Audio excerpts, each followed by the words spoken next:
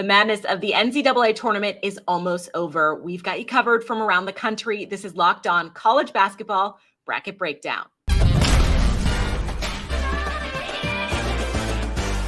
I'm Kanali Stevens. Thank you for joining us in this special bracket breakdown preview where we look ahead to the men's and the women's Final Four. This bonus episode is brought to you by FanDuel Sportsbook, the official sportsbook of Locked On. Make every moment more and visit FanDuel.com/LockedOn to get started. Andy Patton and Isaac Shade from Locked On College Basketball and Alex Dono from Locked On Canes are here to talk to us about the national perspective. And then, of course, we take it to the local perspective because that's what we do here at Locked On. We are going to start out with that heavyweight matchup between UConn and Miami. Andy, your team was the latest victim of UConn. Obviously, the Gonzaga just ran into, a buzzsaw, as you want to say. Is in your mind, is UConn the team to beat after what you saw from your team facing off against them? 100%. Yeah. And I think that they might have been beforehand. Certainly a absolute demolition of a very good offensive team in Gonzaga definitely helps the case there. And this is a team that came in with a fair amount of momentum. They didn't win the Big East tournament, but they played very well and had been playing well as of late. They had a really bad stretch in the middle of the season. I think they lost 6 of 8 kind of coming into Big East play, but really before that and after that, they've been fantastic. Like if you remove that stretch of games, they are one of the best teams in all of college basketball, and they are playing like it right now. I know they didn't have to play a 1 seed in Kansas, but what they did to Arkansas combined with what they did to Gonzaga, even St. Mary's and Iona, like this is a team that's rolling right now. And Miami is going to be a really, really tough challenge for them, no doubt. Very good guard play there. But to me, UConn looks like the best team still remaining. But the best team still remaining has not been the team that has won all that often. So definitely not a guarantee. This is the year of the upset. Obviously, Alex, Miami loves to play that underdog role, and they've kind of been the underdog, so to say, for a couple of these games. Despite the fact they made it to the Elite Eight last year, they have a very veteran team. How much has that benefited them? How much will that help against a UConn team where, if you're a younger team, you don't have that experience, maybe you're out of it a lot earlier than you would like to be, but Miami's battled back in some of these tough matchups. The experience is everything. I mean, to have a guy like Isaiah Wong with an extra year of experience compared to last year, he struggles with inconsistency sometimes, but when he's on, and it's why he was the ACC Player of the Year. And then adding in the transfer portal the way that Miami did. I mean, to add Nigel Pack and Norchad Omier, who have both been incredibly valuable this season, to go along with a good nucleus and seeing Wooga Poplar improve as much as he has this year. There's no doubt in my mind Miami is a better team than they were a year ago. I mean, they were, you talk about them being underdogs throughout this tournament. They were really underdogs throughout last year's tournament to make that run to the Elite Eight. So this is a mature team and someone we talked about a lot, Kai, the last time we were on together. I believe Jordan Miller is the glue that holds this whole thing together. He was the headline maker in that comeback win against Texas. It was just a weird stat line to think Miami could win that game when Texas was shooting lights out from 3 and Miami couldn't hit a 3. Well, they hit 2 of them, but they effectively couldn't hit a 3 in that game, but they were able to get back in it basically through free throw shooting, some clutch 2-point baskets down the stretch, and with Jordan Miller basically having a perfect night. I mean, 7 for 7 from the floor, 13 for 13 from the free throw line. That hadn't been done since Christian Laettner did that 31 years ago. So you're going to need a lot more of that against UConn. But no, there's no doubt in my mind this is a better team, a more potent team, and a more mature team than they were a year ago. Isaac, I want to bring you in and talk a little bit about the coaching in this Final Four matchup, because Dan Hurley and Jim Larrañaga could probably not be much more different if you tried. Obviously, Hurley's so fiery. He just gets right in there and is just, I don't know, he's his own little entity. And Jim Larrañaga's had so much success. He's calm, cool, and collected in all situations. I just feel like he has everything under control, even if it's not. Stylistically, is there an edge to either of them? Obviously, Jim Larrañaga has been there before many years ago with George Mason. Do you see one having an edge over another? Well, in terms of that, Kai, I think that's a massive part of it. There is the been there, done that nature of it for Jim Larrañaga, who was back in 2006 with George Mason in one of the craziest Final Four runs we have ever seen. But it's been a minute, right? Like as we were talking about, this is Miami's first 2 times in program history being to the Elite Eight and now beyond. but I think that experience has to play a pivotal role in this. However, keep in mind, even though Danny Hurley is only, doesn't have as many years as Jim Larrañaga does, think about his pedigree with his dad and everything he's done, with his brother Bobby, who is the head coach at Arizona State, who won back-to-back national championships at Duke. So even though he doesn't quite have the pedigree, like, for example, this is Danny Hurley's first time making it past the first weekend of the tournament. I would say that Jim Larrañaga personally holds the edge, but I would say that family pedigree kind of helps Danny Hurley come back up and even the playing field a little bit. Alex, obviously, I'm sure Jim Larrañaga will have a game plan, that very detailed one going into this game. And with the experience that they have, the veteran experience, having gone to the Elite Eight last season, what are they going to need to do to try to get the Huskies off balance, who looked so dominant in every level of the tournament thus far, to try and give themselves a chance and then hopefully make the championship game? Yeah, well, the Huskies have so much firepower, as we've seen throughout the tournament. So if Miami's going to win this game, and I think they can, but they're going to have to win it a different way than they beat Texas. They're going to have to be sharper shooting from beyond the arc. We know Miami's capable of that because prior to not being able to shoot threes against Texas, they shot all the threes against Houston. So they're capable of turning that on. I think Andy was the one who mentioned Miami's guard play is excellent, with what Isaiah Wong is capable of doing. So I think that's a big thing. You've got to hit more threes. You've probably got to be in the double-digit range in three-point shots made in this one, similar to the Houston game. And I think probably the most important thing, because it's such a wild card and X factor, is you've got to try and keep Norchad Omier out of foul trouble. That really affected his minutes. It ended. Jim Larrañaga took a gamble in the first half of that game because he picked up his first foul really quickly, and then Coach L put him on the bench for a long stretch. And people are watching it like, well, he only has one foul. He should be out there. But Coach L's strategy was, we're going to need him a lot more in the second half than we need him in the first half. And he played for most of that second half on 4 fouls. So it was, walking a tightrope there. So they've got to keep him out of foul trouble. And I think that's something UConn's going to try to exploit, because certainly Texas did. Like, they're going to try to attack him a lot to get him into foul trouble, before the final important minutes of that game happen. So I think keeping him out of foul trouble is key. And then for a lot of the other guys, I just think keep doing what you're doing. You're going to have Bensley Joseph step up. He's going to be a really important piece of this. And obviously Isaiah Wong has to cook. And, I think something we've seen from Miami throughout the season and throughout the tournament is they're capable of winning in a number of different ways, right? They're capable of kind of attacking you and exploiting you. And I think that says a lot just about how wise and experienced Jim Larrañaga is, that he's able to find different ways to attack opposing teams. So I'm really anxious and curious to see how this plays out, right? Because hopefully it's going to be a close competitive game. So what weaknesses in UConn, if there are any, can Jim Larrañaga exploit? I'm excited too. I feel like it's going to be the game of the weekend. It's almost like the championship before the championship. Don't want to take anything away from that, but it really feels like it, on paper at least. In terms of predictions, what do we have? Let's talk about who we have in this game, and then whether or not you think that team will take home the championship. So Andy, we'll start with you. Yeah, first of all, I do think the winner of this game will take home the championship. And quite honestly, I thought that the winner of the UConn Gonzaga game would take home the championship, which means I'm going to stick with that and stick with UConn in this one. I think there's absolutely a path to a victory for Miami. Donna laid it out extremely well right there, but a lot of things have to go right. And while I think a lot of them will, UConn is so tough. And I think they're going to advance here. Isaac, what kind of game are we going to see this weekend between these two, and who do you have?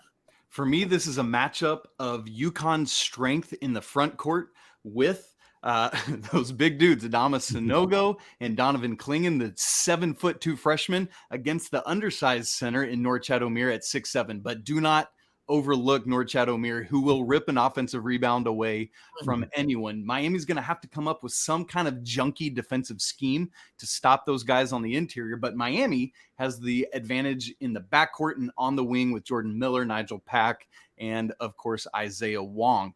I think that they will win some there, but ultimately UConn prevails because of what they can do in the post. And historically, Ken Palm numbers tell us that UConn is the only team with the chance of winning this national championship. If you want to know more about what I mean by that, come check us out on Locked On College Basketball. We love the stats. We love it, Isaac. Alex, are you going with the Hurricanes? Are you going to do a reverse jinx and try to pick UConn to get them in, or what's your strategy here? Yeah, well, okay. So everything that Andy and Isaac just said, extremely well thought out, but it just went in one ear and out the other for me. I already laid out the blueprint for Miami to win, so why would I not assume they're going to follow it? They're going to follow the blueprint. They're going to win, and then what I'm hoping for, because it would be a lot of fun where I live, and it would probably piss a lot of people off nationally if you can get the all South Florida final, right? I mean, if you get FAU, about 45, 50 miles up the road versus Miami in the championship round. I mean, the ratings would be through the roof between Boca Raton and Miami. Out of the rest of the country would probably not be too happy about that, but I'd love to see that kind of chaos in the final. South Beach versus the retirement community. Let's do it. Yeah. I love that for you. The Beach Town battle. Let's do it. Coming up in our second segment, we're going to go over that other game, of course, San Diego State and FAU. So Andy and Isaac are going to stick around for that. Alex, thank you for joining us. Thanks. March Madness is almost over, but now is the perfect time to download FanDuel, America's #1 sportsbook, because new customers get that no sweat first bet of up to $1,000. That's bonus bets back if your first bet doesn't win. You just have to download the FanDuel Sportsbook app. It is super safe, secure, and easy to use. Then you can bet on everything from the money line to point scores to threes that are drained. So don't miss the chance to get your no sweat first bet of up to $1,000 in bonus bets when you go to FanDuel.com/lockedon. That's FanDuel.com/lockedon to learn more. Welcome back to our Final Four bracket breakdown preview. I'm Kainani Stevens. Andy Patton and Isaac Shade from Locked On College Basketball are back with us for our second segment here. We've covered that huge heavyweight matchup between Miami and UConn. Now we have to go to the other side of the bracket, some of the underdog stories, so to say. Everybody loves a Cinderella, San Diego State and Florida Atlantic. So let's talk a little bit about the success of these mid-major programs. FAU goes from never having won a tournament game to now heading to their first ever Final Four. Isaac, how has FAU been able to be so successful in this tournament so far and have such a successful season as a whole, I should say? Well, and let's not forget, San Diego State is the first Mountain West team to ever make an Elite Eight or a Final Four. So it's both teams in this matchup. But for FAU, they are so fun to watch. I hope everyone saw that game against K-State last weekend, man. They just get up and down the court. They run like crazy. You got guys like just like Elijah Martin, who is able to dunk like crazy on one play and then rain threes over you on the next. So it's just a very fun team that, by the way, has won and won and won and won. I don't care what conference or what level you play at. If you know how to win basketball games, you know how to win basketball games. And so it's really an incredible thing for college basketball. I know a lot of people will talk about, hey, we want to see the Blue Bloods, and we absolutely do. But what a weird contrast. Like last year, we had 4 schools called, Duke and Carolina and Kansas and Villanova. And then this year, we have this whole other crop of teams in a different kind of playing field. You could argue for UConn, but you get my point. And so I think it's awesome and fun. I know the TV execs are probably like wringing sweat out of their shirts because of it, but man, it's so fun. And let's keep in mind, these are not Cinderella stories. All 4 of these teams are ranked top 22 in KenPom. In Miami, the lone Power 5 school is the lowest ranked out of the quartet. It's awesome for our sport. Come on. Let's do it. Andy, let's talk a little about all those winning teams. Obviously, San Diego State out of the Mountain West. They've done things Mountain West we've never seen do before. Is it that winning culture on these smaller teams that allows them to be successful in tournament time? They are winning. They're used to winning, right? So they're not going into this thing, oh, I'm so happy to be here. They're thinking, hey, we want to keep winning. And that allows them to get to this level. Winning and experience are the 2 critical things for San Diego State. Brian Dutcher, in his 6 seasons with the Aztecs, he's won 76% of the games that he has coached. Wow. Mountain West, it's not a Power 5 conference. It's one of the best non-Power 6 conferences out there. A lot of teams that make the tournament every single year, yes, they don't perform particularly well in the tournament. San Diego State also challenges themselves in the non-conference as good as most, if not all, mid-major programs, and they've won 76% of their games. So this is a team that, like Isaac said, talk about Florida Atlantic, they know how to win. They have a culture of players who are used to winning, who expect to win, who go into games thinking we can win this basketball game. So when they go up against Alabama, you're right, they're not just happy to be there. They expect that they can win that game. And then we talk about the experience. This is the 21st most experienced team in the entire country. 4 of their 5 starters all started together last year, so they have familiarity with each other. The newcomers, Darion Trammell, he's been a critical piece of what they have done this season. He's a very experienced guy, having spent 2 years at Seattle U in the WAC. They have multiple 5-year guys playing significant minutes for them. Matt Bradley, of course, Nathan Mensah, Adam Seiko, all 5-year guys. So you're looking at a roster of players who have done this before, have done this at a winning level before, and finally broke through in the tournament in a way that we hadn't seen. Like Isaac said, we hadn't seen a Mountain West school do this at all. But once they broke the streak, once they won a few games and kind of broke the ice, you could start to feel like, oh, hey, we belong here. Like, we're not just a team who wins a lot of games in the regular season. We can do it at this level. And I think having a team full of really experienced players really has put them in a good spot to be where they are right now. Yeah, these teams certainly don't look lucky or happy to be there. Like, they're there to compete seriously against these other programs. Isaac, stylistically, what kind of game are we going to get in this Final Four matchup? San Diego State can lock you down if they have to. Obviously, FAU loves to shoot that ball. What are we going to expect to see? Who's going to win and kind of dictate the style of play in this? Well, that's a great question. It's interesting. Florida Atlantic is the more balanced team offensively and defensively, with both offensive efficiency and defensive efficiency being top 30 in the nation at KenPom, while San Diego State is a little bit more of a tilted scale. They are the 4th best defense in the nation, not just like amongst mid-majors, all 363 teams of Division I, but that offense ranks 75th. And so San Diego State is going to do what they always do. They're going to try to lock you down as best as they possibly can. FAU is going to try to get out and run and run and run. And like you said, shoot and shoot and shoot. But here's the thing. For folks, like a team you're probably more familiar with is like a Virginia. Tony Bennett's team, like a team, it's so much easier to slow a team down than speed a team up. So advantage San Diego State in that aspect. I think they're going to be able to get into Florida Atlantic, bother them a lot. They've got pickpockets. They've got rim protection from Mensah, as Andy talked about. And so I think it's going to be a close game. And I know we're not quite to picks yet, but I think ultimately that San Diego defense, the San Diego State defense, and their ability to control the tempo is what I'm watching for. All right, Isaac, we're going to do picks. So why don't you tell us where exactly you think San Diego can do it and make it to the championship game?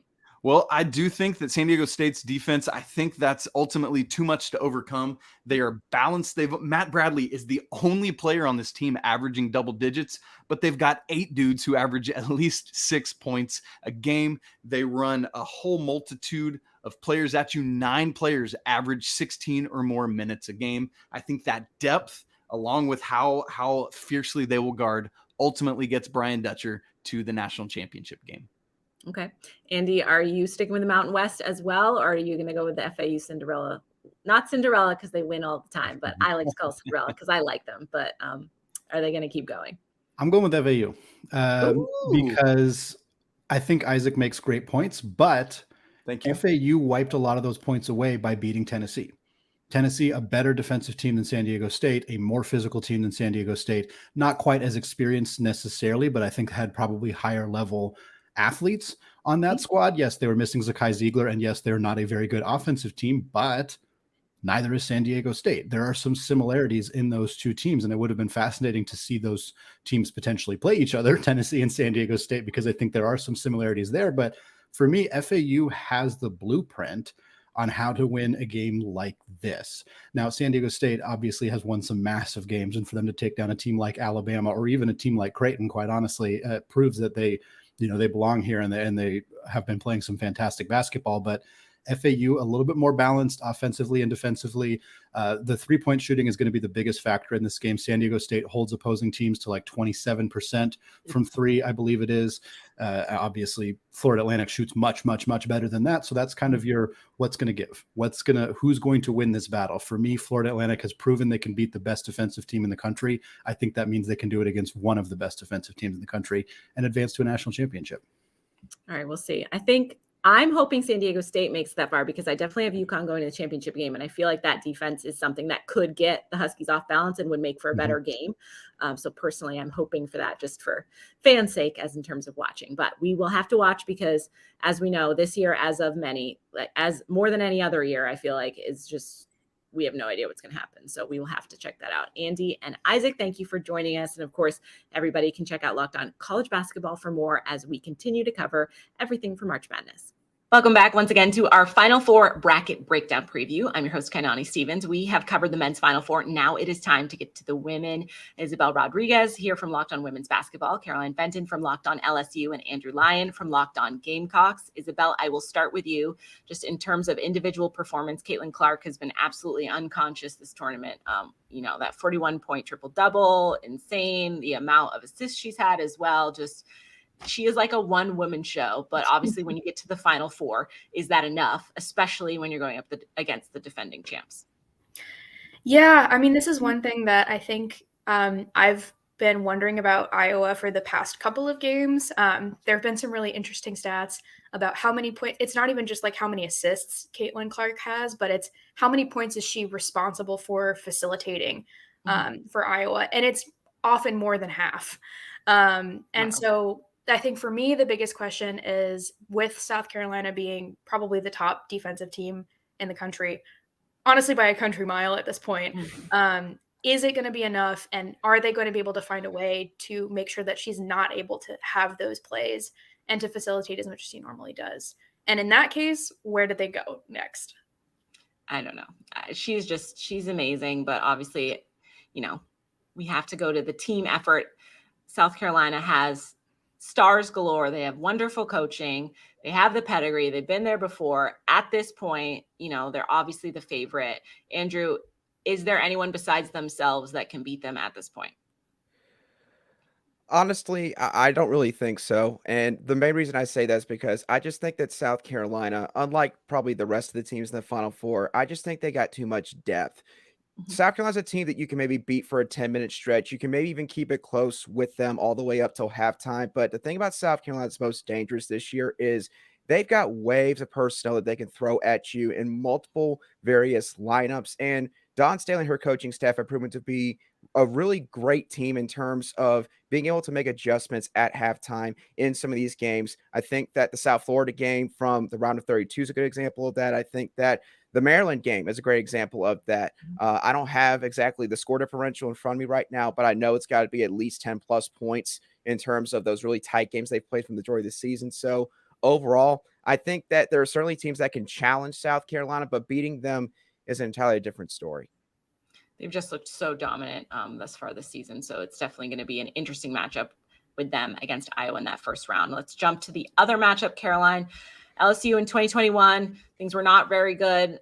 Kim Mulkey came to town, transfers come to town, Angel Reese comes to town. Now they're in the Final Four. Have you been impressed with how quickly that the program has been able to get to this point and what Kim's been able to do there? Yeah, that's really been the biggest storyline of this season, is how quickly Kim Mulkey was able to come in and bring this program back to life. LSU women's basketball is not new to the Final Four. It's just been quite a long time. Bob Starkey, who's in the locker room, who is kind of serving as an associate head coach, he was the head coach at LSU and coached some of the greatest women's basketball players of all time, much less women's basketball players at LSU. Simone Augustus, Sylvia Fowles, some of the greatest LSU basketball players of all time. I mean, women's, yes, but just basketball players of all time.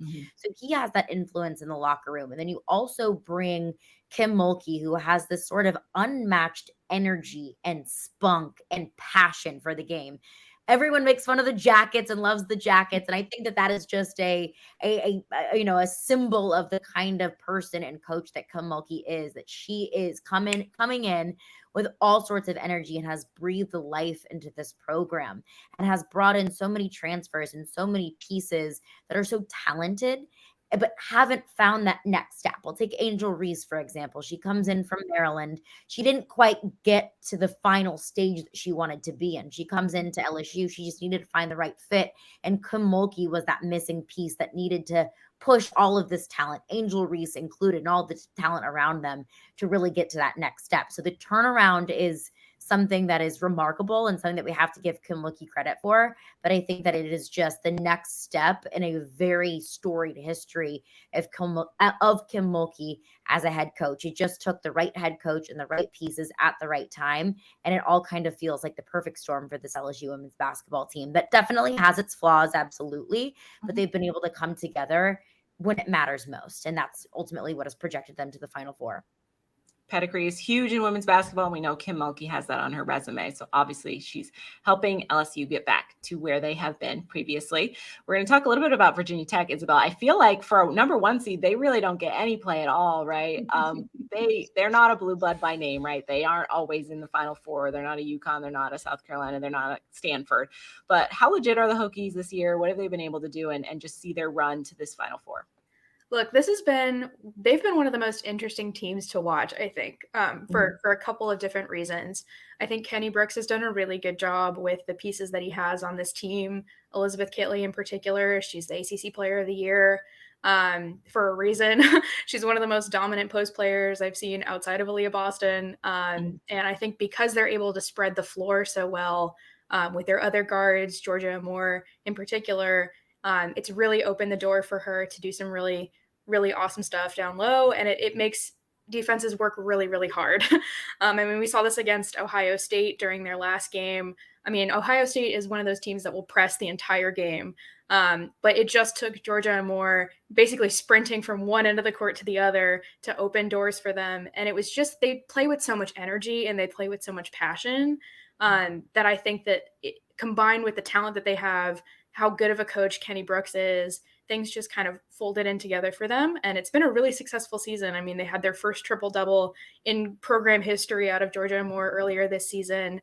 And they're back I'm not even sure they've been to the Final Four before. And so it's just been a really historic year for them. And to be honest, I have them going to the Final Four or to the national title game. Sorry. No, absolutely. I mean, and we love to see new teams, right? Because I mean, the different programs are growing. We're getting more competition. It's only better for fans to watch. Isabel, you gave us a little bit of a preview. We're going to do predictions. So who do you have in the championship game? And then who do you have winning? Yeah, I've got South Carolina and Virginia Tech in the national title game. I think it's actually pretty interesting that despite all of the chaos that went down, I mean, I basically have it down to 2 number 1 seeds, which might be the most like classically women's basketball thing to happen maybe ever. And yeah, I just think that South Carolina is too good to be stopped this year. I haven't seen it happen. I think they are like a beatable team, but I don't think it's going to happen this year. There's just nobody else that's capable of doing what would be necessary to beat them, in my opinion. Fair. Andrew, I think I know who you're going to pick, but who do you think they're going to face? And who do you have for MVP? Is it going to be Aaliyah Boston again? What are you thinking? I'm going to say that South Carolina's going to play LSU in the national title game. I'm going to give the nod to Kim Mulkey, who's got the experience in this moment. I think that Angel Reese is probably a top 3 player in the country this year for women's college basketball. And if it weren't for Caitlin Clark and Aaliyah Boston and their dominance, she would get a lot more fanfare in the national media. But I think that South Carolina's still going to pull it off at the end. Angel Reese and Alexis Morris are 2 really good players. But again, I just think South Carolina's got too many bodies for them to contend with throughout a 40-minute basketball game. In terms of MVPs, I'll give you all a bit of a shocking pick. I'll go with Bree Beal. Bree Beal has been honestly the X factor for this team so far in this tournament. She's been really affecting the floor, both on the offensive and defensive ends. And I think that it could culminate into what could be an incredible championship game performance for her and what's been a very improved year for her, especially on the offensive end with her shooting prowess. So all in all, I still think South Carolina is going to pull it off in the end, but LSU, I think, will give them a test in the national title game. All right, Caroline, who do you have? Do you think Kim Mulkey can get back to the championship game and add another title to her resume? Well, I got to hold it down for my girls. I got to say, it's going to be a tough test against Virginia Tech. That's a name that Isabel mentioned that I am looking at to say that's going to be your number 1 job is limiting what Elizabeth Kitley can do offensively. LSU has struggled to produce offense. They've been very hot and cold offensively throughout the entire tournament. That Miami game was not a very fun watch if you're a fan of offense, but that's what LSU does best is even if they don't have their best day offensively, they can just beat you up defensively. LSU is a very, very tough, very physical team. So I think that's ultimately gets them to the national championship. I'm going to agree with Andrew. I think it's going to be an SEC showdown. It just means more. LSU, South Carolina, Dawn Staley, Kim Mulkey, two of the best coaches, if not the best two coaches in women's basketball. And I'll go back to Super Bowl Sunday, which was my Super Bowl. South Carolina, LSU women's basketball, and South Carolina just dominated LSU. And I watched that game and I said, look, I love my LSU Tigers, but that is a team, that South Carolina team looks like a team that is unbeatable. They are just that good, so quick and so physical. So I think ultimately South Carolina takes home another trophy. I do think it might be interesting if it's a matchup between LSU and South Carolina, what I'm predicting, how much LSU can take away from that initial matchup with South Carolina earlier in the regular season. Have they taken some notes? Have they now seen what it takes to beat South Carolina and they can bring that into the national championship? I think that may be an interesting curve thrown into things, but ultimately, I mean, South Carolina is just such a good team from top to bottom, but I'm hoping my Tigers can bring it home in the end. All right. We'll have to watch to see. Obviously, South Carolina, you got to beat the champs if you want to be the champs, and they have looked so good all year long. It's going to take a huge effort to do that. Obviously, you can check in with all of our hosts, Locked On LSU, Locked On Gamecocks, Locked On Women's Basketball. We have you covered for all of the March Madness on the men's and women's side. And of course, this is all part of the Locked On Podcast Network, your team every day.